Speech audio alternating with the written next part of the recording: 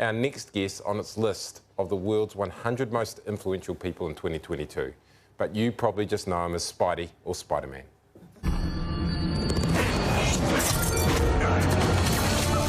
Andrew Garfield first donned the Spidey suit back in 2012 and again in 2014. Last year, he made a welcome return to the franchise alongside 2 other iterations of the superhero. Are you okay? Yeah. Now, he's a sleuth in the true crime miniseries Under the Banner of Heaven. A woman and her 15-month-old child were murdered in their home. We are asking the public for their help. Set in 1984 Salt Lake City, a fundamentalist Mormon detective sets out to uncover the shocking truth behind the mysterious murders. An evil presence is in his family.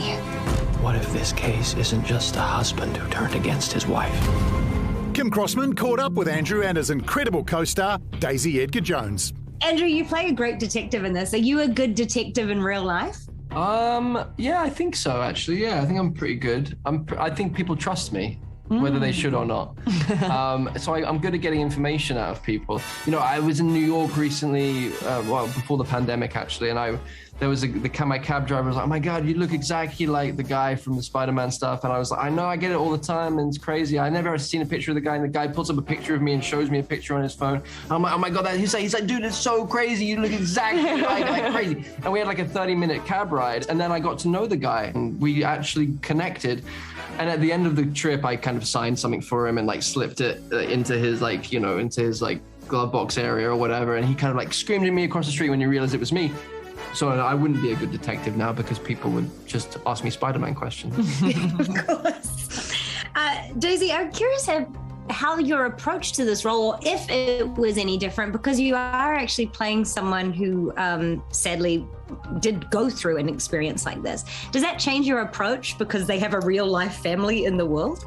Certainly. I mean, certainly it does in terms of sort of being really like sensitive to the material and like being really careful with how like to approach it, because, you know, like you said, her family are alive, and I rang, I wanted to speak to her younger sister before I started filming, just to check in and introduce myself and things like that, and then it really was about like bringing the story to life of the character that was written in the script.